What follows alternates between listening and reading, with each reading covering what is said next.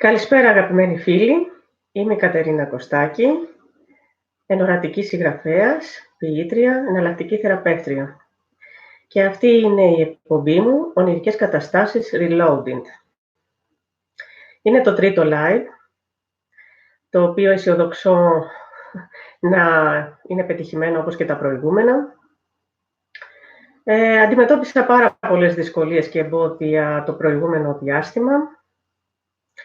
Είχαμε αρκετές διακοπές ρεύματος, γύρω στις 6-7, διακοπές σύνδεσης,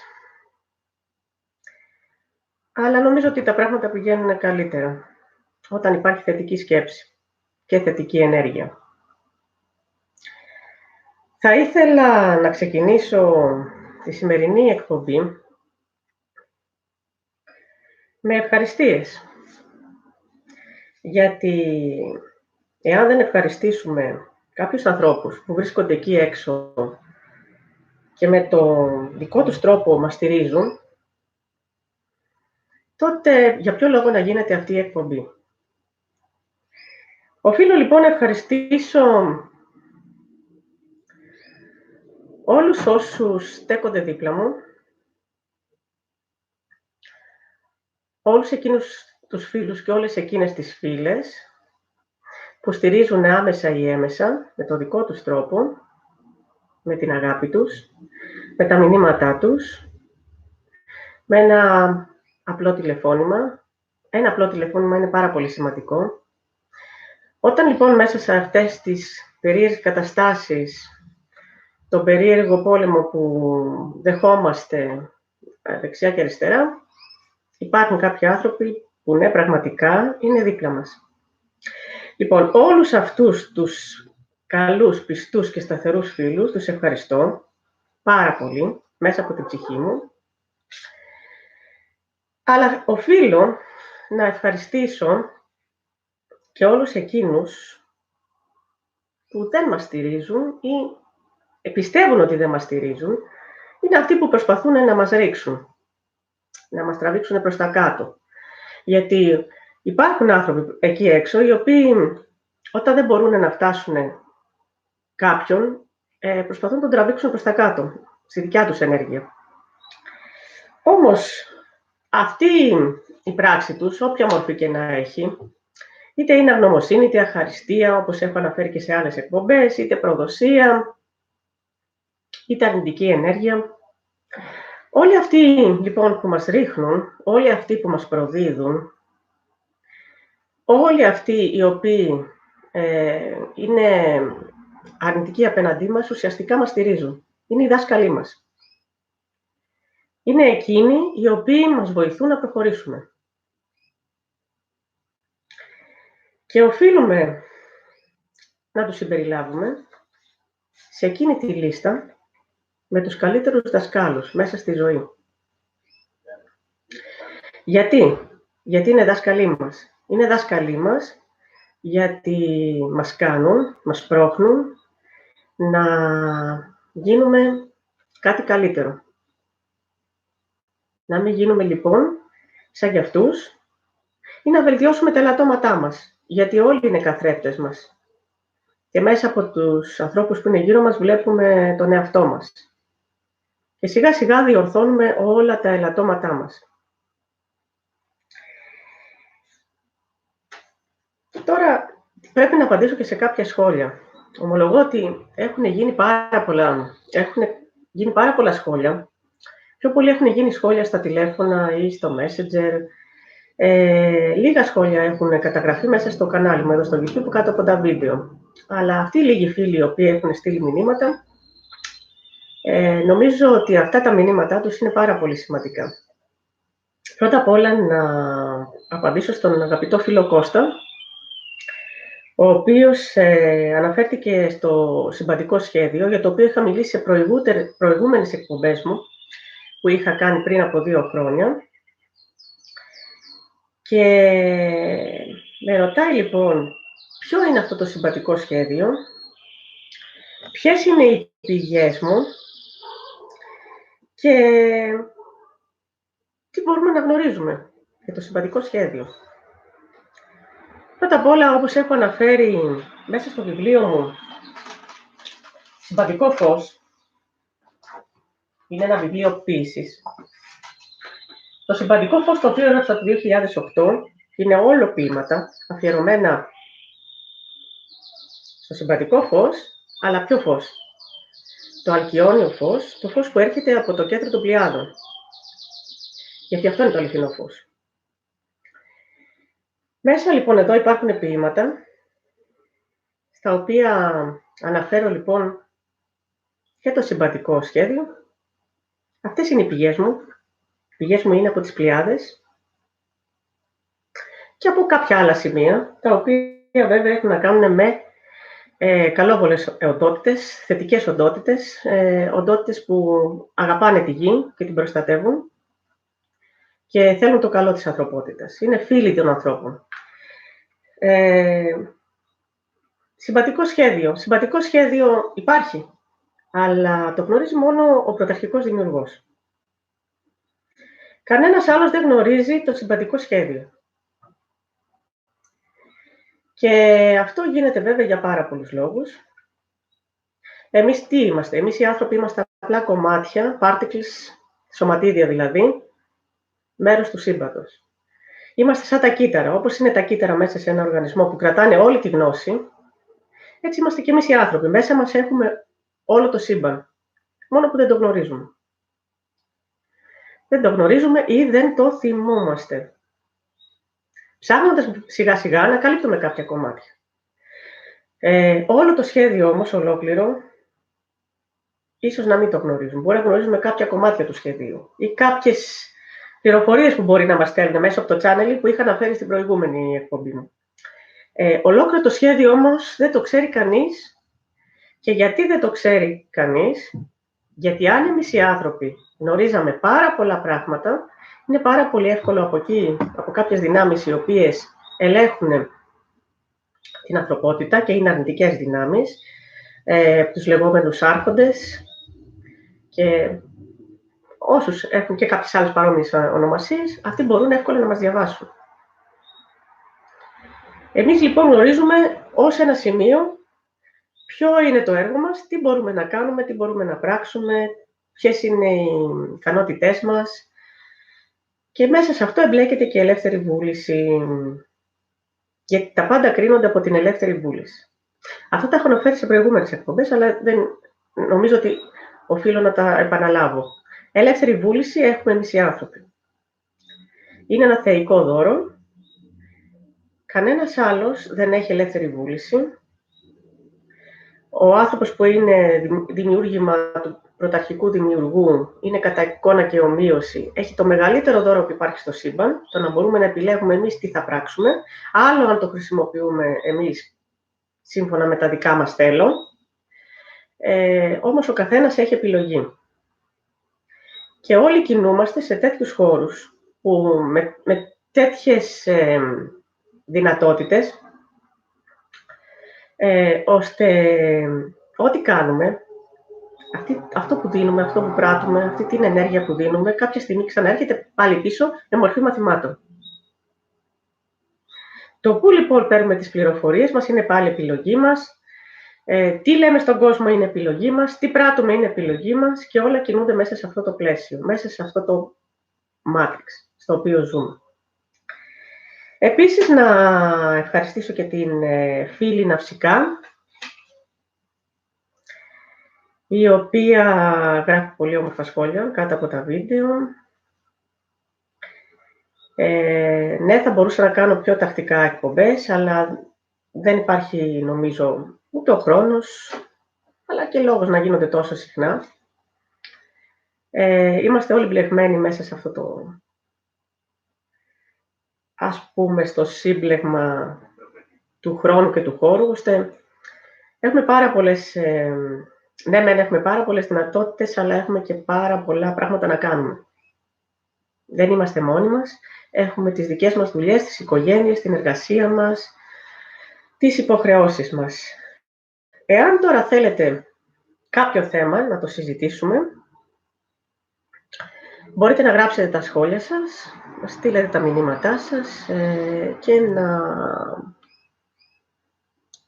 μου πείτε ό,τι εσείς θεωρείτε σημαντικό. Νομίζω ότι το top chat έχει ενεργοποιηθεί. Μπορείτε να γράψετε τα σχόλια.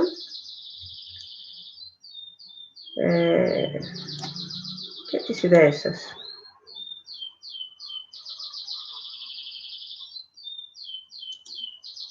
Λοιπόν, προχωράμε παρακάτω. Ήθελα να διαβάσω βέβαια, πριν ξεκινήσω και πω για τα όνειρα, για όλους αυτούς τους αρνητικούς τύπους που είναι εκεί έξω και μας βασανίζουν. Όχι μόνο εμένα, αλλά πολύ κόσμο. Όλοι έχουμε κάποιον που μας περιτριγυρίζει και μας ενοχλεί, που μας διαβάλλει, που μας ειρωνεύεται, οτιδήποτε θέμα. Μπορούν να σε ειρωνευτούν για οποιοδήποτε θέμα. Όσο μάλλον όταν είσαι ένας άνθρωπος πνευματικός και λες πράγματα που δεν τα καταλαβαίνουν οι περισσότεροι. Όμως εγώ, όταν έκδοσα το πρώτο μου βιβλίο, «Το ταξίδι της ζωής φέρνει ελπίδες», ήταν το πρώτο μου βιβλίο, το πρώτο μυθιστόρημα, φρόντισα να συμπεριλάβω και όλους αυτούς τους αρνητικούς. Και θέλω να διαβάσω μόνο μια μικρή παράγραφο. Και θέλω λοιπόν να ευχαριστήσω όλους εκείνους που επέλεξαν με το ρόλο της αρνητικότητας να βάλουν οδοφράγματα στην πορεία μου, γιατί με αυτόν τον τρόπο μου οδήγησαν έντεχνα στην αφύπνιση μέσα από την καλλιέργεια των εσωτερικών μου δυνάμεων και την αναγνώριση των προσωπικών μου αδυναμιών, ώστε να αποκοπώ από την αδράνεια και να οδηγηθώ στην ενεργοποίηση και υλοποίηση των ονείρων μου. Πολύ απλά. Τι πιο απλό. Όλοι αυτοί που μας κυνηγούν, όλοι αυτοί μας βοηθούν. Και δεν χρειάζεται να κάνουμε τίποτα περισσότερο, ούτε να στενοχωριόμαστε. Δεν υπάρχει λόγος να κρατάμε μέσα μας κακία. Το μόνο που μπορούμε να κάνουμε είναι να συγχωρέσουμε. Δύσκολο βέβαια, πάρα πολύ δύσκολο. Το λέω και εγώ η ίδια προσωπικά, είναι πολύ δύσκολο να συγχωρείς. Πρώτα απ' όλα πρέπει να συγχωρούμε τον εαυτό μας για τις αδυναμίες μας και μετά όλους αυτούς εκεί που είναι έξω. Και όταν καταφέρεις να συγχωρέσεις έστω και έναν άνθρωπο, τότε φεύγει βάρος από πάνω. Φεύγει ένα πολύ μεγάλο βάρος, το οποίο συνήθως το κρατάμε εδώ, στο τσάκρα της καρδιάς.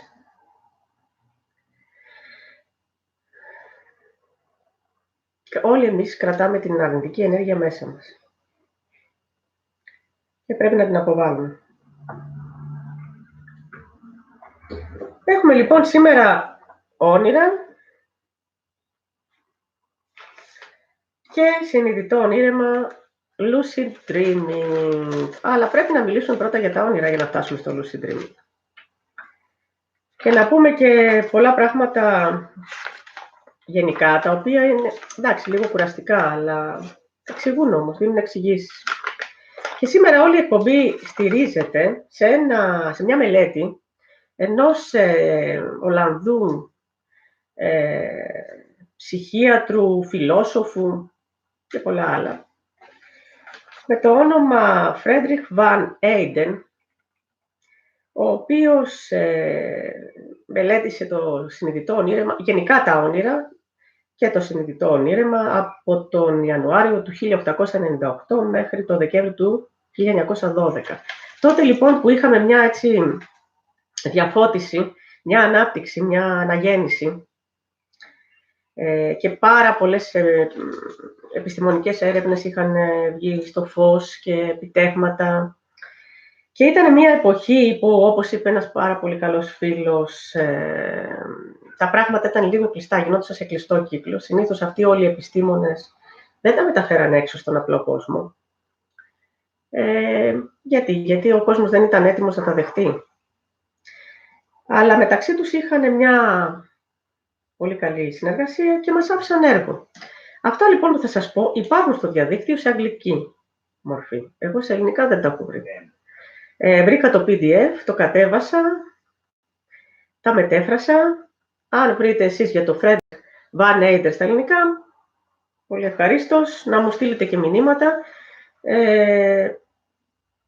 Πάντως είναι όλα στα αγγλικά. Λοιπόν, Ο Φρέντριχ Βαν Έιντεν σπούδασε τα προσωπικά του όνειρα, τα μελέτησε και κατέγραψε τα πιο ενδιαφέροντα από αυτά. Τα όνειρά του ήταν στα 500 όνειρα και από αυτά τα 500 όνειρα επέλεξε 352, τα οποία τα βάλε σε ένα βιβλίο. Και τα πιο σημαντικά βέβαια όνειρά του ήταν τα lucid dreams. Ήταν εκεί που υπήρχε συνειδητό ονείρεμα. Τώρα, το δοκίμιο αυτό, η μελέτη, είναι μία σπουδή στα όνειρα. A study of dreams. Και εκεί μάζεψε και άλλα όνειρα άλλων ανθρώπων που ονειρεύονταν. Είχε διάφορους ανθρώπους οι οποίοι έβλεπαν κάποια όνειρα και τα κατέγραφαν και του έδιναν τα στοιχεία και αυτός τα μελετούσε και έβγαλε κάποια συμπεράσματα. Και μέσα από αυτά τα συμπεράσματα διαπίστωσε ότι υπάρχουν πάρα πολλές κατηγορίες ονείρων. Υπάρχουν τα αρχικά όνειρα, τα initial dreams, υπάρχουν τα παθολογικά, τα pathological, τα απλά, το ordinary, τα ζωντανά, τα vivid dreams, τα δαιμονικά ή δαιμονιακά όπως τα λέει αυτός, τα demonic και τα γενικά όνειρα αισθήσεις, τα general dreams and sensations και επίσης το lucid dreams. Και υπάρχουν και κάποιες άλλες κατηγορίες που είναι πολύ σημαντικές, όλα έχουν σημασία, όλα τα όνειρα έχουν σημασία. Κανένα όνειρο δεν έχει λιγότερη σημασία από κάποιο άλλο. Μπορεί ένα όνειρο να είναι απλό, αλλά μέσα να κρύβει στοιχεία, να έχει συμβολισμούς. Ξέχασα να πω ότι υπάρχουν και τα συμβολικά όνειρα. Να πούμε παρακάτω.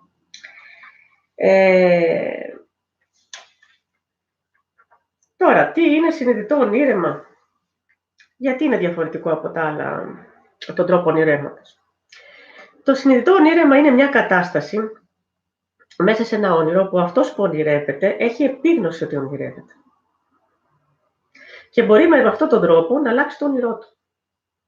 Μπορεί επίσης να μεταπηδήσει από όνειρο σε όνειρο. Μπορεί να βρεθεί σε μια δύσκολη στιγμή και να μεταπηδήσει σε ένα άλλο κομμάτι. Να είναι πιο ευχάριστο. Μπορεί επίσης να αμήνεται μέσα στα όνειρα. Και το πιο σημαντικό, ότι όταν ξυπνάει θυμάται τα όνειρά του. Γιατί θυμάται κάποιος τα όνειρα σε αυτό το συνειδητό ονείρεμα? Γιατί η συνειδητότητά του μεταφέρεται στο αστρικό σώμα. Και όταν καταφέρει ένας άνθρωπος να μεταφέρει τη συνειδητότητά του στο αστρικό σώμα, όταν ξυπνάει θυμάται τα πάντα ή ορισμένα σημεία. Τώρα, τα πώς θα θυμάται κάποιος τα όνειρά του, θα το πω στο τέλος. Υπάρχει τεχνική. Πώς μπορείς να θυμάσαι τα όνειρά σου. Για τα όνειρα και για το συνειδητό ονείρεμα είχαν μιλήσει πάρα πολλοί άλλοι επιστήμονες, φιλόσοφοι, ποιητές, αρχαίοι Έλληνες, Αριστοτέλης, ο Γαληνός της Περγάμου, ο Άγιος Αυγουστίνος, πάρα πολλοί φιλόσοφοι όπως ο Σερ Τόμας Μπράουνι, ο οποίος μάλιστα αυτός ζούσε το 1605 μέχρι το 1682. Περίεργες εποχές, αλλά τότε υπήρχαν άνθρωποι, υπήρχαν πολύ δυνατά μυαλά, ευφυείς άνθρωποι. Αυτός, λοιπόν, ο φιλόσοφος περιγράφει την ικανότητα του να ονειρεύεται κάποιος συνειδητά στο Religio Medici. Αυτό είναι το δοκίμιο του. Religio Medici. Και άλλοι πολλοί, οι οποίοι είχαν ασχοληθεί με τα όνειρα. Είχαν κόντρες μεταξύ τους, είχαν διαφωνίες. Άλλοι πίστευαν ότι τα όνειρα ήταν μια παρανοϊκή κατάσταση. Ο Φρέντριχ Βαν Έιντεν πίστευε όμως ότι δεν ήταν αυτή η κατάσταση. Ήταν ένας πολύ προχωρημένος ψυχίατρος για την εποχή του. Ήξερε ότι μέσα από εκεί αντλούμε στοιχεία. Λοιπόν, τι σημαίνουν λοιπόν τα αρχικά όνειρα? Τι είναι τα αρχικά όνειρα? Τα αρχικά όνειρα εμφανίζονται στην κατάσταση όπου βρισκόμαστε στην αρχή του ύπνου. Πότε? Όταν πάμε να κοιμηθούμε, δηλαδή μεταξύ ξύπνου και ύπνου. Είμαστε σε υγιή κατάσταση και πέφτουμε να κοιμηθούμε. Και τότε γίνεται η μετάβαση από το ξύπνιο στον ύπνο, σε μια στιγμή που ο ίδιος την ονόμαζε ασυνειδητότητα ή μη συνέχεια της μνήμης, δηλαδή πάβουμε να θυμόμαστε και μπαίνουμε σε ένα άλλο επίπεδο. Τα αρχικά όνειρα διαφέρουν από τις υπναγωγικές παραισθήσεις, τις οποίες βλέπουμε οράματα. Αλλά μέσα σε αυτά τα όνειρα έχουμε πλήρη φυσική αντίληψη, γνωρίζουμε ότι κοιμόμαστε, αλλά τι απουσιάζει? Απουσιάζουν οι αντιλήψεις του φυσικού σώματος, ή εξωτερικές και εσωτερικές.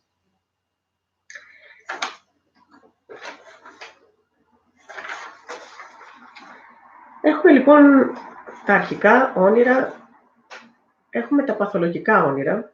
Σε αυτή την κατάσταση συνήθως είμαστε άρρωστοι. Όταν λοιπόν αρρωσταίνουμε, πολλές φορές βλέπουμε και περίεργα όνειρα. Πολλοί άνθρωποι το παθαίνουν αυτό. Κάποιοι άλλοι βλέπουν και οράματα.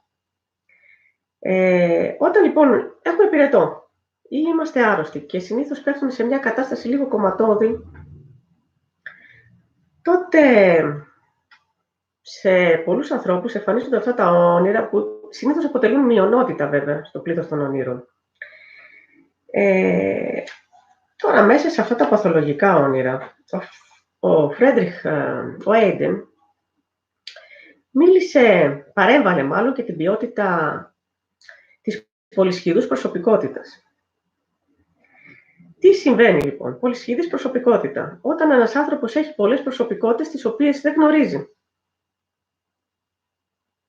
Δηλαδή μπορεί να έχει 3 διαφορετικά πρόσωπα, να λειτουργούν ξεχωριστά διαφορετικά και αυτός να μην αντιλαμβάνεται. Απλώς γυρίζει ένας διακόπτης και ξαφνικά η μια προσωπικότητα μεταφέρεται στην άλλη και λειτουργεί με άλλο τρόπο, με διαφορετικά χαρακτηριστικά, με διαφορετικές ικανότητες. Μπορεί να μιλάει και ακόμη και μια άλλη γλώσσα. Αυτό γίνεται και στον ύπνο όμως. Όταν λοιπόν κάποιος έχει πολυσχηδή προσωπικότητα, ακόμη και στον ύπνο του μπορεί να δει περίεργα όνειρα. Να βλέπει περίεργα όνειρα και να λειτουργεί και με περίεργο τρόπο. Λοιπόν, εδώ αναφέρει λοιπόν ο Όιντεν ότι υπήρχε μια κυρία την οποία είχε σαν πελάτησα εκεί σαν ασθενή, η κυρία Τόμψον, η οποία είχε διαιρεθεί σε 3 οντότητες. Και θα σας διαβάσω ακριβώς τι λέει. Τη μία ήταν η οντότητα όπου το σώμα ήταν σε κατάσταση τρανς, το οποίο έχω μιλήσει εγώ στην προηγούμενη εκπομπή για την κατάσταση τρανς. Και αυτό το σώμα κοιμόταν. Υπήρχε ο έλεγχος κάποιες άλλες φαίνεται οντότητες που μιλούσε μέσα από το στόμα της. Και η ίδια η κυρία Τόμψον πονηρευόταν και βρισκόταν σε άλλη σφαίρα. Όλες αυτές οι προσωπικότητες ήταν συνειδητοποιημένες, αλλά κοιμούνταν. Μέσα στην ονειρική κατάσταση, όπως είναι και η εκπομπή, μπορούμε να λειτουργούμε με πολλές διαφορετικές προσωπικότητες. Όταν εμείς ξυπνάμε, λέμε, μα ποια ήταν αυτή η προσωπικότητα? Ήμουν εγώ. Πώς ενέργησα με αυτόν τον τρόπο? Κάτι άλλο λοιπόν κινείται μέσα στα όνειρα. Ο Όιντεν είχε πάρα πολλούς υποστηρικτές, αλλά είχε και πολλούς αντίθετους στο απιστεύω του. Και ένας από αυτούς ήταν ο Χάβελ Έλλης, ο οποίος δεν πίστευε στην άποψη ότι τα όνειρα αποτελούν περισυλλογή, όπως πίστευε δηλαδή ο Όιντεν. Ο Όιντεν πίστευε ότι μέσα από τα όνειρα κάνουμε περισυλλογή. Μαζεύουμε στοιχεία. Μαζεύουμε διάφορα ντοκουμέντα. Και υπάρχει και ελεύθερη θέληση μέσα στα όνειρα. Ο Έλλης πίστευε ότι τα όνειρα αποτελούν μια κατάσταση τρανς, παρέστηση ή έκσταση. Δηλαδή, λίγο πολύ, αυτός ο επιστήμονας ήταν λίγο κοντά και στο Φρόιντ. Συμφωνούσαν βέβαια ότι μέσα στα όνειρα οι φυσικές ικανότητες βρισκόντουσαν σε κατάσταση αποσύνδεσης.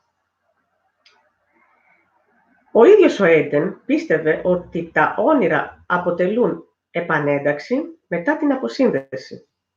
Όταν λοιπόν σταματάει η μνήμη και γίνεται, ας πούμε, σαν να στραβάνε το καλώδιο και πέφτουμε σε ύπνο, γίνεται μια επανένταξη. Μπαίνουμε κάπου αλλού. Εντασσόμαστε σε ένα άλλο περιβάλλον, σε μια άλλη διάσταση. Τα όνειρα είναι περισσότερο ή λιγότερο επανασύνδεση της ψυχής σε ένα διαφορετικό επίπεδο, σε μια μη χωρική λειτουργία, και αυτή η επανασύνδεση της ψυχής μπορεί να προχωρήσει σε πλήρη περισυλλογή της καθημερινότητας, της εθελοντικής πράξης της αντανάκλασης. Πάμε λοιπόν μέσα σε ένα όνειρο, συναντάμε κάποια πρόσωπα, βλέπουμε κάποια γεγονότα, βλέπουμε πράγματα που νομίζουμε ότι είναι πραγματικά, είναι αληθινά, είναι υλικά, μπορούμε να τα πιάνουμε, να μυρίζουμε. Και αυτά είναι στοιχεία που μπαίνουν μέσα μας και περνάνε στο υποσυνείδητο, βέβαια, όπως έχω αναφέρει σε προηγούμενες εκπομπές. Εκεί αποθηκεύονται στοιχεία, γεγονότα, είναι η αποθήκη που έχουμε και αποθηκεύουμε γεγονότα, τα οποία κάποια στιγμή, άμα τα βγάλουμε προς τα έξω, θα δούμε ότι μας κρύβουν πάρα πολλά πράγματα. Πάρα πολλά στοιχεία. Πάρα πολλές αλήθειες. Σύμβολα τα οποία μην... Ο τρίτος τύπος ονείρων είναι τα απλά όνειρα, τα οποία τα βλέπουν οι περισσότεροι άνθρωποι. Περισσότεροι άνθρωποι βλέπουν απλά όνειρα. Σε κόσμο περπατά, μιλάνε και ό,τι κάνουμε στην καθημερινότητα. Μπορεί να είναι ευχάριστα όνειρα, μπορεί και να μην είναι ευχάριστα όνειρα, όπως είναι η πραγματικότητά μας. Μπορεί να συμβεί κάθε λεπτό του ύπνου, ημέρα και νύχτα. Δεν χρειάζεται να κοιμηθούμε βράδυ για να δούμε όνειρα. Μπορεί να κοιμηθούμε και μεσημέρι ή κάποια άλλη στιγμή. Δεν παίζει ρόλο. Μπορεί να συμβεί λοιπόν κάθε λεπτό και δεν χρειάζεται κάποια φυσική ενόχληση για να δούμε το όνειρο. Σε αυτά τα όνειρα λοιπόν οι συνθήκες, οι αληθινές συνθήκες της ζωής, τις καθημερινότητες που υπάρχει μέσα στο όνειρο, δεν το θυμόμαστε. Έχουμε λάθος μνήμη, έχουμε παρημνησία. Η παρημνησία είναι ένα γνωστό φαινόμενο μέσα σε αυτά τα όνειρα. Ξυπνάμε και δεν θυμόμαστε τίποτα. Μερικές φορές αυτά τα όνειρα είναι παράλογα και μπερδεμένα και αφήνουν λίγα ίχνη μετά. Ο τέταρτος τύπος είναι το ζωντανό όνειρεμα, vivid dreaming, το οποίο βέβαια διαφέρει από το απλό όνειρεμα, γιατί είναι πιο ζωντανό, όπως είναι και το όνομά του. Υπάρχει έντονη εντύπωση που δημιουργείται και η οποία πολλές φορές αυτή η εντύπωση από τα όνειρα, επειδή είναι πολύ ζωντανά, μένει πάρα πολλές ώρες. Ξυπνάμε και λέμε τι όνειρο είναι αυτό που είδα. Και μέρες ακόμη. Μας μένει. Αυτό το όνειρο μπορεί να μας μείνει. Να λέμε είδα κάποτε αυτό το όνειρο. Τόσο ζωντανό. Αλλά μπορεί και το όνειρο να είναι αρνητικό. Να μην είναι θετικό και να το θυμόμαστε και να λέμε είδα ένα πολύ άσχημο όνειρο. Και να θυμάσαι και κάθε λεπτομέρεια από αυτό το όνειρο. Αυτά λοιπόν τα όνειρα θεωρούνται να είναι το αποτέλεσμα κάποιας μη φυσιολογικής φυσικής κατάστασης. Και πρέπει να τα διαχωρίσουμε από τα παθολογικά όνειρα, όπου εκεί είπαμε ότι είμαστε άρρωστοι κτλ. Είναι βέβαια παράλογα πολλές φορές, είναι μη αληθινά και συνήθως η επανασύνδεση είναι ελαττωματική. Αυτά λοιπόν τα ζωντανά όνειρα έχουν ένα πολύ ευχάριστο χαρακτήρα και συνήθως γεμίζουν τις μέρες μας. Μας κάνουν να νιώθουμε καλά ή μας κάνουν να κινητοποιηθούμε. Ακόμη και άσχημα όταν είναι, μπαίνουμε σε μια διαδικασία και επηρεάζουν πάρα πολύ την πραγματικότητά μας. Και πολλές φορές μας πρόκειται να πράξουμε, να κινηθούμε σε άλλες κατευθύνσεις. Ο πέμπτος τύπος, εδώ θα μιλήσω για τα συμβολικά όνειρα. Βέβαια, για να μιλήσουμε για σύμβολα χρειάζεται να κάνουμε πολλές εκπομπές, αλλά θα αναφέρω κάποια πράγματα. Τα συμβολικά λοιπόν, τα symbolic ή τα mocking dreams, συμβολικά όνειρα, είναι δηλαδή τα όνειρα διακομόδησης. Το χαρακτηριστικό τους στοιχείο είναι το δαιμονικό, όπως λέει ο Aidan. Τι είναι οι δαιμονιακά όνειρα? Τα δαιμονιακά στοιχεία είναι αυτά που παρέχουν σε εμάς την εντύπωση ότι έχουμε ανακαλυφθεί ή έχουμε διευθετηθεί από ανώτερης διανόησης οντότητες, μίας όμως χαμηλότερης ηθικής τάξης. Έτσι αναφέρει ο Aidan. Δηλαδή, επηρεαζόμαστε από κάποιες οντότητες οι οποίες ναι μεν έχουν υψηλή διανόηση, αλλά έχουν χαμηλή ηθική. Τεραστικό. Και κάπου εδώ λοιπόν έχουμε και τις αναφορές του Φρόιντ σε αυτό το τύπο, το οποίο το μεγαλύτερο κατόρθωμα του Φρόιντ είναι ότι κατάφερε να εισάγει τα όνειρα μέσα στην επιστήμη, στον επιστημονικό κόσμο.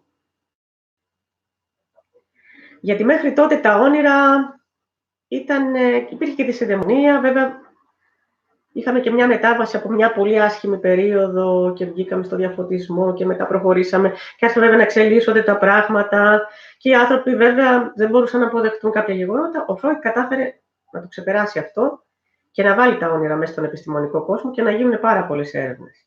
Τώρα, τι συμβαίνει σύμβολο? Τι σημαίνει σύμβολο? Σύμβολο είναι ένα φανταστικό γεγονός ή μία εικόνα που φαίνονται όλα αυτά σαν να είναι αληθινά και συνήθως τα σύμβολα δεν αυτοανακαλύπτονται. Είναι προϊόν σκέψης. Βέβαια το ερώτημα είναι, προέρχονται από τη σκέψη, προέρχονται από κάποιο άλλο επίπεδο? Ποιος στέλνει τα σύμβολα? Ποιος δημιουργεί τους συμβολισμούς? Ο Φρόιντ έλεγε ότι έρχονται από το υποσυνείδητο. Ότι εμείς δηλαδή ό,τι εικόνες έχουμε, ό,τι εικόνες αποκτάμε από την καθημερινότητά μας, όλες αυτές που αποθηκεύονται μέσα στο υποσυνείδητο, από εκεί τραβάει το μυαλό μας, η σκέψη μας, όταν κοιμόμαστε και πλάθει. Βλέπουμε έναν άνθρωπο που τον γνωρίζουμε ήδη. Είναι αυτός ο άνθρωπος? Πως είναι κάποιος άλλος που κρύβεται πίσω από αυτό το πρόσωπο?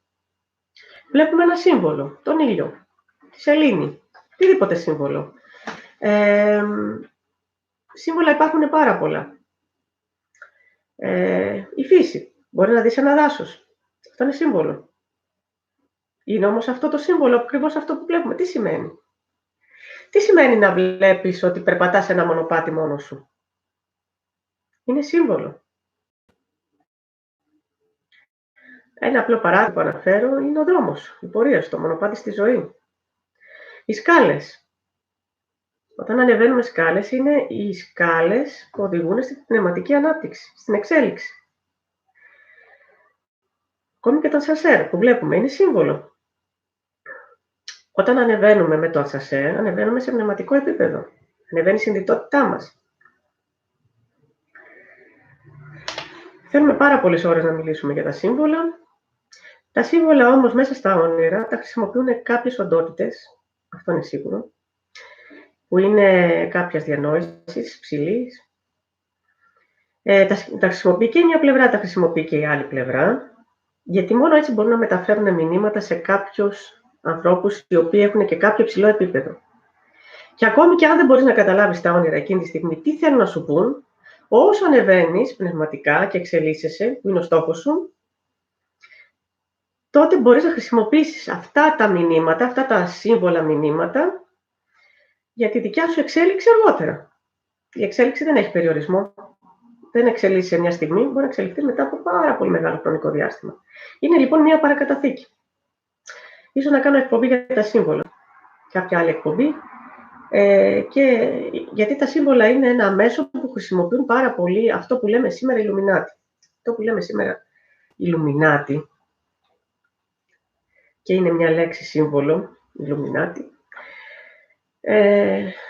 είναι μέσον για να μας περνάνε κάποια μηνύματα.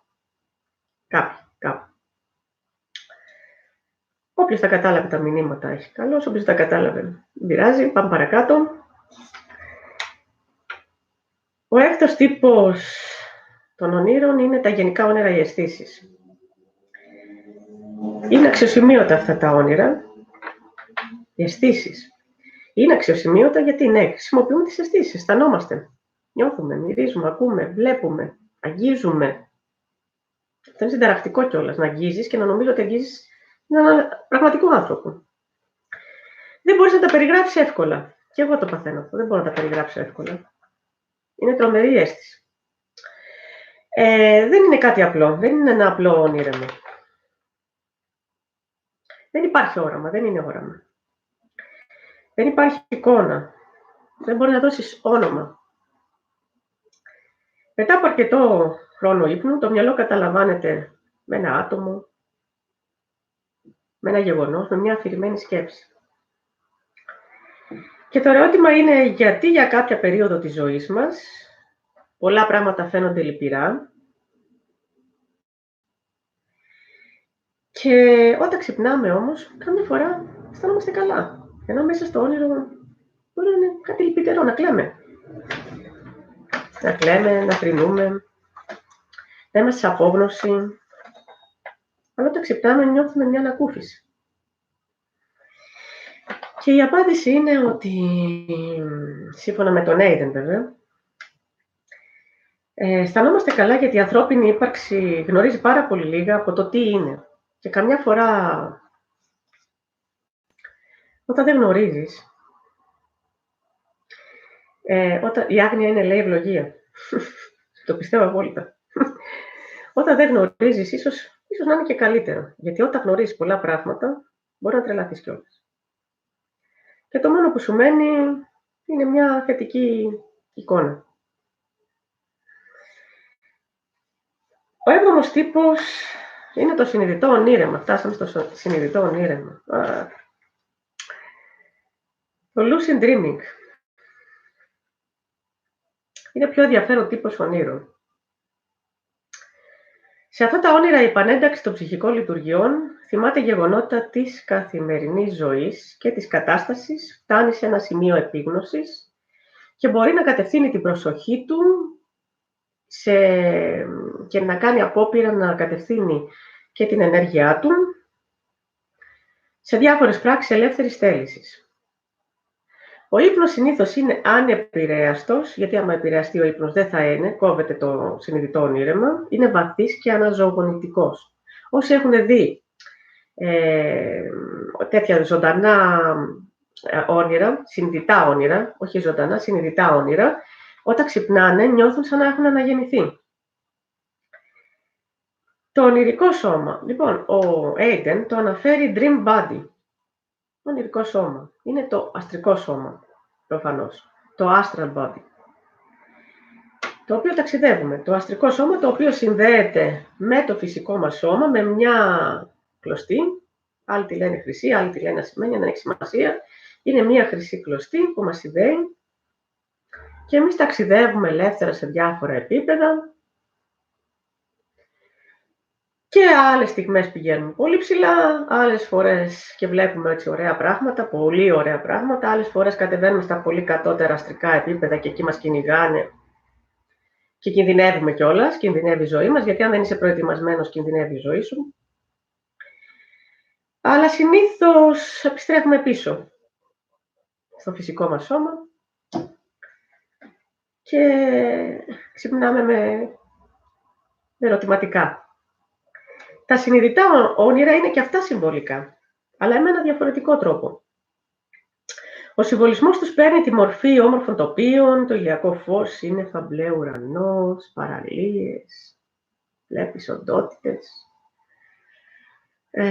μεγαλεία. Μπορεί να δεις και άλλες οντότητες που είναι πιο τρομακτικές, σύμβολα είναι και αυτά.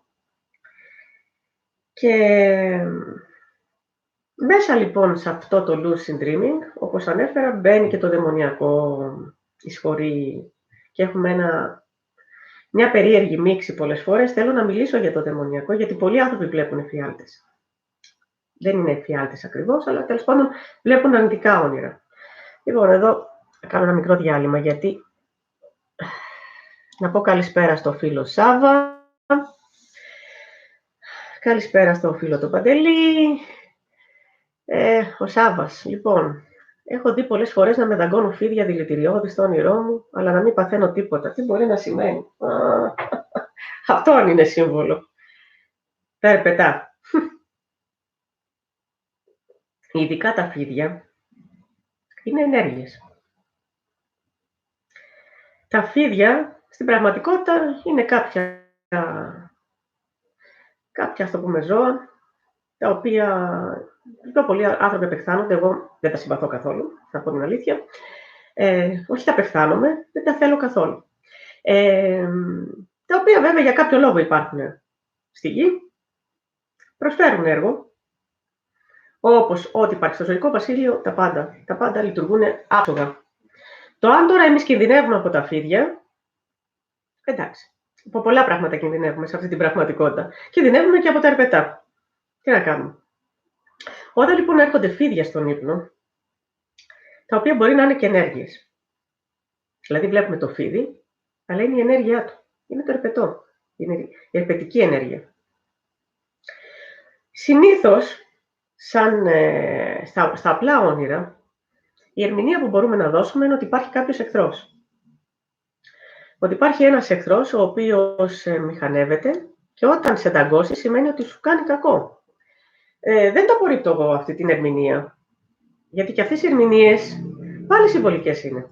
Μπορεί να είναι απλοϊκές, αλλά τι είναι, μηνύματα από το υποσυνείδητο που σου λέει, για πρόσεχε, έχεις έναν εχθρό εκεί έξω. Κινδυνεύεις. Και άμα σε δαγκώσει, κινδυνεύεις περισσότερο. Και αυτός ο εχθρός είναι τόσο ούπουλος σαν φίδι. Κυλιέται. Μπορεί να σηκωθεί όπως οι κόμπρες, να πετάξει δηλητήριο. Πολλοί άνθρωποι βγάζουν χολή δηλαδή. Να σου κάνει κακό. Και εσύ πρόσεχε. Τώρα, εάν το πάρουμε όμως από τη σαμανιστική ερμηνεία των ονείρων, η σαμανιστική ερμηνεία είναι η καλύτερη ερμηνεία των ονείρων. Και οι σαμάνοι έχουν κάνει το μεγαλύτερο έργο, το μεγαλύτερο θεραπευτικό έργο και έχουν ερμηνεύσει τα όνειρα με τον καλύτερο τρόπο. Οι σαμάνοι λοιπόν θεωρούν ότι όλα τα ζώα που βλέπουμε στον ύπνο μας είναι πνεύματα.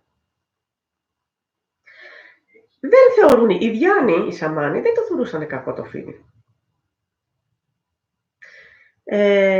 Όπως δεν θεωρούσαν και τον πάνθυρα βέβαια, γιατί άμα πας κοντά σε ένα πάνθυρα θα σε φάει. Αλλά οι σαμάνοι, όλοι αυτοί που ήταν κοντά στη φύση, αγαπούσαν τα ζώα πάρα πολύ. Τα είχαν για θεούς. Και βέβαια και τα ερπετά ήταν θεοί κάποτε. Το ξεχνάμε αυτό. Τους λατρεύαν, στους μάγες, παντού λατρεύανε τα ερπετά. Τώρα, αν ήταν καλοί ή κακοί θεοί, αυτό είναι άλλη ιστορία. Όταν οντότητες ζητάνε πράγματα από τους ανθρώπους να πάρουνε, εκεί είναι δύσκολα τα πράγματα. Συνήθως λοιπόν αυτά είναι πνεύματα τα οποία έρχονται και όταν σε δαγκώνουν ή σου παίρνουν ενέργεια ή σου μεταφέρουν ενέργεια. Γίνεται μια ανταλλαγή ενέργειας μέσα στο αστρικό σώμα. Τα φίδια κάνουν και άλλα πράγματα βέβαια, δεν δαγκώνουν μόνο. Μπορείς να προετοιμαστείς, αγαπητέ φίλε Σάβα, να κάνεις μια προετοιμασία. Όταν θέλεις, αν δεν σ' αρέσουν αυτές οι ενέργειες και αν δεν συμπαθείς αυτά τα όντα, μπορείς να προετοιμάσεις τον εαυτό σου, ενεργειακά, με πολλούς τρόπους. Εκτός αν θέλεις να έρθεις σε επικοινωνία με αυτές τις οντότητες. Δική σου επιλογή είναι. Δεν σημαίνει ότι αυτές οι οντότητες δεν έχουν διανόηση, είναι πολύ ψηλής διανόησης. Είναι πολύ ψηλής διανόησης, αλλά έχουν μια άλλη προσέγγιση. Την οποία ίσως εμείς να μην τη δεχόμαστε. Δικιά σου επιλογή είναι. Ή θα πρέπει να προσέχεις πάρα πολύ και στον χώρο γύρω σου. Τώρα, εάν δεν πονάς, αν δεν νιώθεις πόνο με το δάγκωμα, έχει σημαίνει ότι μπορεί εσύ να έχεις ικανότητα να ξεπερνάς τον πόνο. Να ξεπερνάς τις επίπονες καταστάσεις. Εάν λοιπόν σ' αρέσει η επικοινωνία, μπορείς να επικοινωνήσεις. Και όταν έρχεται ένα φίδι, αυτό είναι συνειδητό όνειρεμα. Μέσα στο όνειρο να συνειδητοποιείς ότι κοιμάσαι, ότι αυτή η οντότητα είναι κάτι άλλο, δεν είναι αυτό που νομίζει ένα φίδι, και εκείνη τη στιγμή να προσπαθείς να επικοινωνήσεις. Να κάνεις μία προσπάθεια. Και είναι πολύ σημαντικό, γιατί μέσα ο Έιντεν αναφέρει ότι όταν μέσα σε ένα όνειρο, όπως είναι τα δαιμονικά όνειρα ή τα αρνητικά, όλα αυτά τα σκοτεινά όνειρα, όταν μέσα σε ένα όνειρο περικυκλώνεις από αρνητικές οντότητες, σε κυνηγάνε, σε κατατρέχουν, σου κάνουν διάφορα τέλος πάντων και καταφέρεις εκείνη τη στιγμή να σταθείς και να αντιμετωπίσεις αυτές τις οντότητες, αυτές οι οντότητες σταματάνε να σε πολεμάνε. Πρέπει να δεις δηλαδή τον εχθρό κατάματα, το θηρίο. Αυτό λοιπόν το συνειδητό ονείρεμα θέλει μία πρακτική εξάσκηση που μπορεί να πάρει πάρα πολύ χρόνο. Εξασκείς τον εαυτό σου εκ των προτέρων. Δίνεις εντολή στον εαυτό σου όταν είναι να κοιμηθείς, τότε να είσαι έτοιμος να αντιμετωπίσεις καταστάσεις. Να είσαι προετοιμασμένος, να είσαι ένας πολεμιστής μέσα στον ύπνο σου. Ή πολεμίστρια. Και να μπορείς, ας πούμε, να αμυνθείς απέναντι σε αυτά που έρχονται και είναι ενέργειες οι οποίες πολλές φορές έρχονται για να σε μπερδέψουν, να σε ανακατέψουν, να σε συντονίσουν, να σου πάρουν ενέργεια, να σου ανταλλάξουν ενέργεια, να σε χρησιμοποιήσουν. Όσο πιο αδύναμος είσαι, τόσο πιο πολύ σε χρησιμοποιούν και όσο πιο πολύ ενδυναμώνεις, τόσο πιο πολύ εσύ παίρνεις τη δικιά τους ενέργεια και τη χρησιμοποιείς όφελός. Αυτή είναι η φιλοσοφία. Και αυτή η φιλοσοφία υπάρχει και στην πραγματικότητα έξω και αυτή τη φιλοσοφία τη διδάσκανε όλα τα ανατολικά ρεύματα, που σήμερα κάποιοι τα κοροϊδεύουν, και είναι μέσα στο πλαίσιο της πολεμικής, η τέχνη της πολεμικής, που υπάρχει και σαν βιβλίο υπάρχει αυτό, το οποίο παίρνεις τη δύναμη του εχθρού σου και εσύ γίνεσαι πιο δυνατός. Πολύ μεγάλο θέμα. Και η πολεμική και οι πολεμικές τέχνες είναι ένα πολύ μεγάλο θέμα. Και αυτά μπορούμε να τα συζητήσουμε σε επόμενες εκπομπές. Τώρα τα δαιμονικά όνειρα, όπως αναφέραμε, τι διαφορά έχει τώρα ο δαιμονιακός τύπος με το συμβολικό τύπο ονείρων? Στα συμβολικά όνειρα ο ονειρευτής παρενοχλείται από διάφορες δαιμονικές οντότητες, εφευρέσεις. Παραδείγματος χάρη, μπορεί να περπατάει ανάμεσα σε πτώματα, σε σπίτια στοιχειωμένα, τρομακτικά, να βλέπει αίματα, να γίνονται απέσια πράγματα. Μπορεί να υπάρχουν ερωτικές σκηνές, τρομακτικές σκηνές, σε οποίες μπορεί να συμμετέχει κιόλας. Και όταν ξυπνάμε, το αποτέλεσμα δεν είναι ευχάριστο. Γιατί νιώθουμε πολλές φορές ντροπιασμένοι, σε κατάσταση σοκ. Γιατί δεν μπορούσαμε να ελέγξουμε το όνειρό μας και κάποιοι άλλοι μας παρέσυραν. Κάποιοι άλλοι μας τραβούσαν, μας πήγαιναν όπου ήθελαν, μας χρησιμοποιήσανε για δικούς τους σκοπούς και εμείς ήμασταν αδύναμοι. Τώρα, στα δαιμονικά όνειρα, που είναι πολύ κοντά βέβαια, όπως είπαμε, μέσα στο lucid dreaming, δεχόμαστε παρόμοιες επιθέσεις. Βλέπουμε φιγούρες, προσωπικότητες, παράξενων μη ανθρώπινων οντοτήτων, οι οποίοι κάνουν τις επιθέσεις, οντότητες που θέλουν να μας αναμίξουν στις βρωμοδουλειές τους, οντότητες που εμφανίζονται είτε σαν άντρες ή σαν γυναίκες, οντότητες που έρχονται και μας τραβάνε την ενέργειά μας, και έχουμε τα incubus και τα succubus, άλλο θέμα αυτό. Να ξέρετε ότι μέσα λοιπόν σε αυτά τα δαιμονικά όνειρα έχουν σχέση και με τους εξωγήινους που βλέπουμε, τους γκρίζους, οι οποίοι εμφανίζονται μέσα σε όνειρα, ως επιτοπλίστων, απαγάγουν ανθρώπους όταν κοιμούνται και οι οποίοι έχουν μία μορφή η οποία σε πολλούς παραπέμπει σε δαιμονικό, σε δαίμονα, και μπορούν να παρουσιάζονται με κάποια άλλη μορφή, να πάρουν οποιοδήποτε μορφή. Μερικοί είναι και shape shifters μες στα όνειρα, αλλάζουν και παίρνουν άλλη μορφή. Να μας πάρουν, να μας πάνε όπου θέλουν, να μας κάνουν ό,τι θέλουν, και εμείς, εφόσον δεν μπορούμε να ελέγξουμε τι κάνουμε, που είμαστε και τι μας συμβαίνει, να είμαστε στο έλεος του κάποιου Θεού. Και έτσι λοιπόν, όλες αυτές λοιπόν οι απαγωγές που γίνονται μέσα στα όνειρα. Και τα όνειρα που ξυπνάμε δεν τα θυμόμαστε πολλές φορές.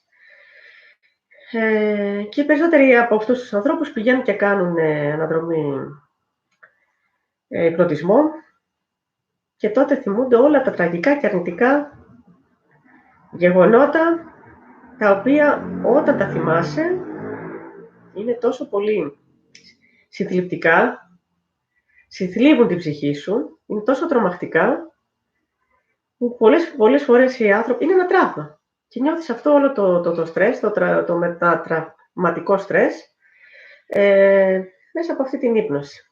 Γιατί έχουν κλειδώσει οι πόρτες, οι πύλες, έχουμε βάλει σε κουτάκια, είναι μια αυτοπροστασία, να μην θυμάσαι τα όνειρά σου, για να μην κάνεις κακό στον εαυτό σου σε άλλους. Απαγωγές εξωγήινων, όνειρα, σύμβολα που χρησιμοποιούν οντότητες για να μας παραπλανήσουν. Όλα αυτά σε ανθρώπους οι οποίοι δεν έχουν γνώση των πραγμάτων. Άνθρωποι που άμα βγουν έξω να μιλήσουν για αυτά τα θέματα θα τους κοροϊδέψουν. Και βρισκόμαστε τώρα στον 21ο αιώνα και μιλάμε για πράγματα που ήδη έχουν συζητηθεί από το 19ο αιώνα, πιο πριν βέβαια, όπως σας είπα, από το 1600. Τα είχαν πει και οι αρχαίοι Έλληνες πιο παλιά ακόμη. Και εμείς ερχόμαστε πάλι εδώ να λέμε πράγματα, να τα εξηγούμε. Γιατί? Γιατί οι άνθρωποι δεν αλλάζουν εύκολα.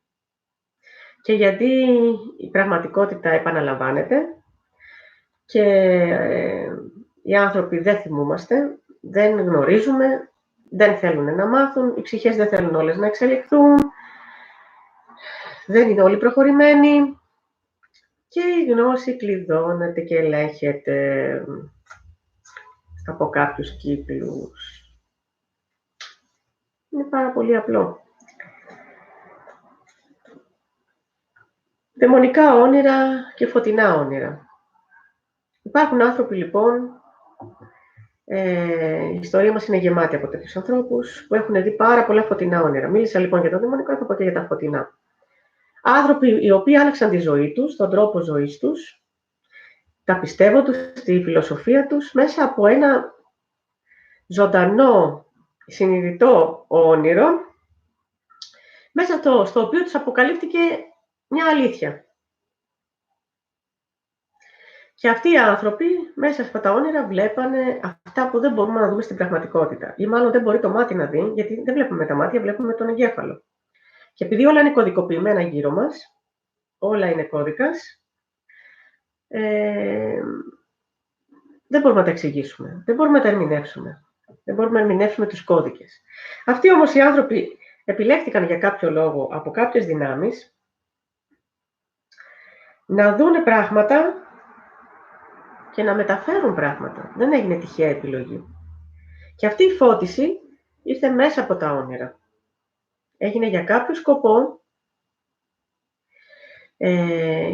υπήρχε κάποια αιτία, υπήρχε αφορμή και υπήρχε και ένας στόχος. Γιατί όλοι αυτοί αλλάξαν το ρου της ιστορίας.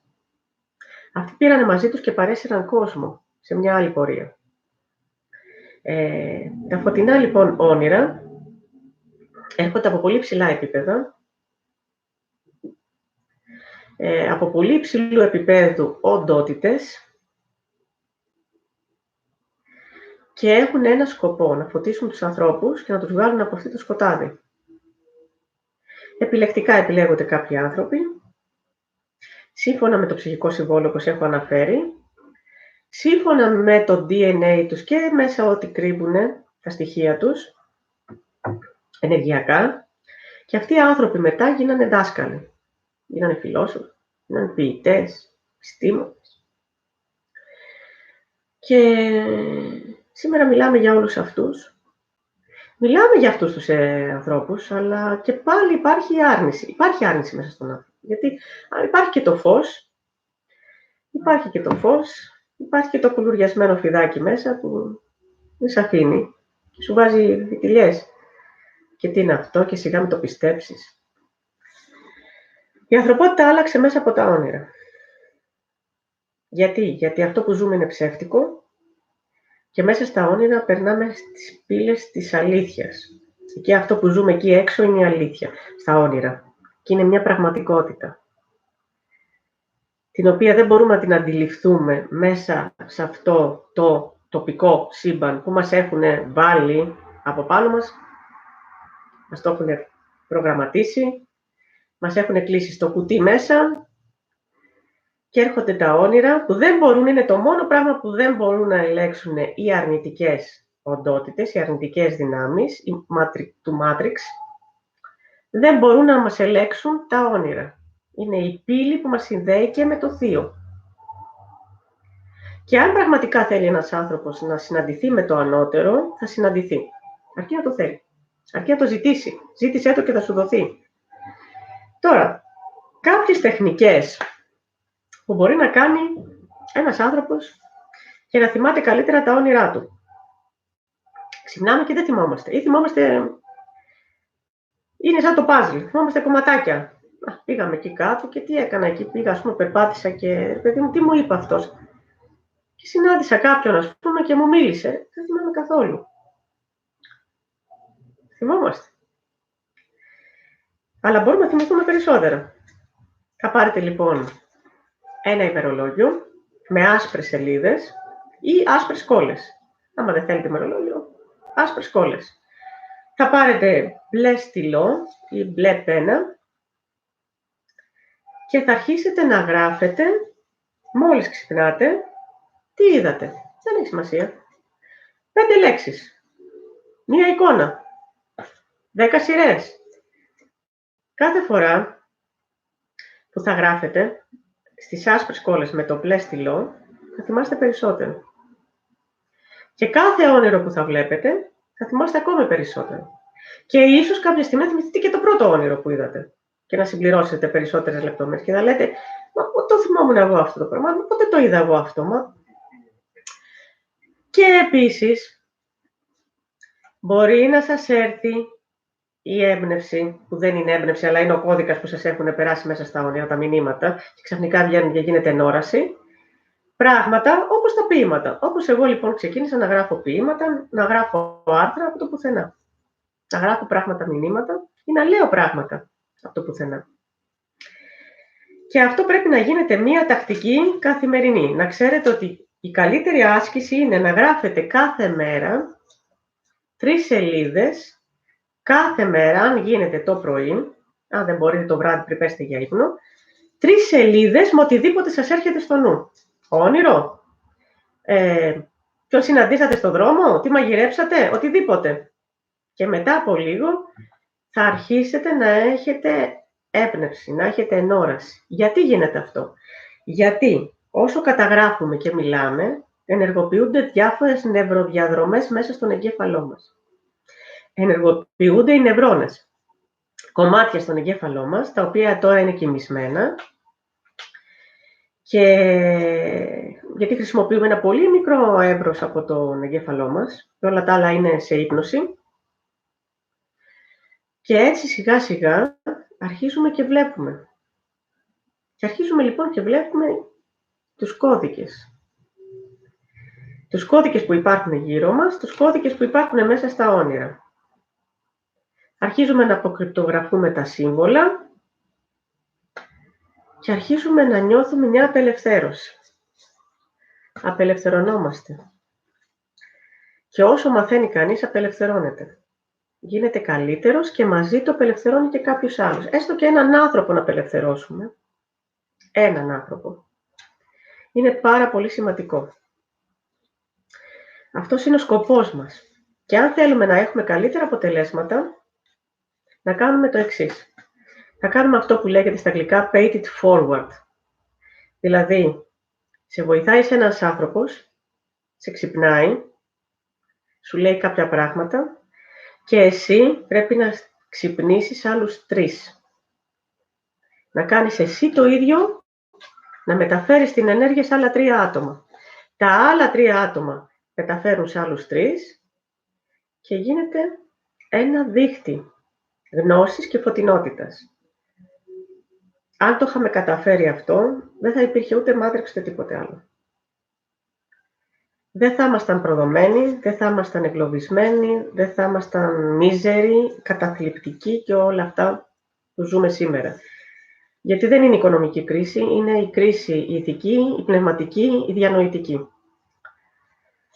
Αυτή η εκπομπή, ήθελα να σας πω, και ξέχασα να το πω από την αρχή, ότι είναι εκπομπή εκπαιδευτικού χαρακτήρα, συμβουλευτικού χαρακτήρα, γιατί έχω ασχοληθεί με το mentoring και με τη συμβουλευτική.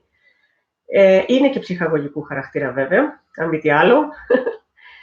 Και θα ήθελα πάρα πολύ τη βοήθειά σας, εάν θέλετε να στηρίξετε και τις ονειρικές καταστάσεις Reloading και την Ακαδημία του Σώτερου Φωτός, την οποία έχω δημιουργήσει, το Academy of Inner Light. Δεν έχετε παρά να κάνετε εγγραφή στο κανάλι, να πατήσετε like, να κοινοποιήσετε τα βίντεο, αν μπορείτε, στο δίκτυό σας, στις σελίδες σας, είτε έχετε Facebook, είτε έχετε Twitter, LinkedIn, σε blog, οπουδήποτε. Το ίντερνετ μας βοηθάει απίστευτα. Να γράφετε τα σχόλια, να μην φοβάστε να γράφετε σχόλια, να μην φοβάστε να εξωτερικεύετε τον εαυτό σας. Δεν μπορεί να μιλάνε τόσοι άνθρωποι για τόσα ανούσια θέματα εκεί έξω. Να μιλάνε για πράγματα που είναι επιφανειακά και να μην μπορούμε να μιλήσουμε για πνευματικά. Να μην μπορούμε να μιλήσουμε για τη γνώση, να ντρεπόμαστε. Να είμαστε γεννημένοι στη χώρα του φωτός, στην Ελλάδα, Ελλάς, και εμείς που γεννηθήκαμε σε αυτή την χώρα που έφερε το φως, τη φιλοσοφία, τη δημοκρατία, δεν μπορούμε να μιλήσουμε. Να μην μπορείς να πας στο δικό σου χώρο, εκεί που εργάζεσαι, και να μιλήσεις.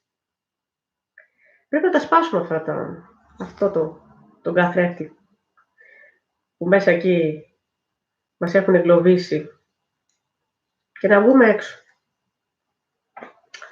Ευχαριστώ πολύ όλους όσους με παρακολουθείτε. Θα τα πούμε πιθανόν την επόμενη Κυριακή. Ίσως να μιλήσω για τα σύμβολα. Αν έχετε κάτι άλλο να μου προτείνετε, πολύ ευχαρίστως. Σας εύχομαι καλή συνέχεια, καλή δύναμη, να είμαστε καλά, όλα τα πράγματα πηγαίνουν καλά, αρκεί να το σκεφτούμε. Καλό κουράγιο, αγάπη πάνω απ' όλα. Αγάπη να τη νιώθουμε, αγάπη μέσα μας, όχι να τη λέμε, να τη νιώθουμε και να μην φοβόμαστε βέβαια και να τη λέμε. Αγάπη και πάρα πολλές ευλογίες και ελπίδα. Σας χαιρετώ. Γεια σας.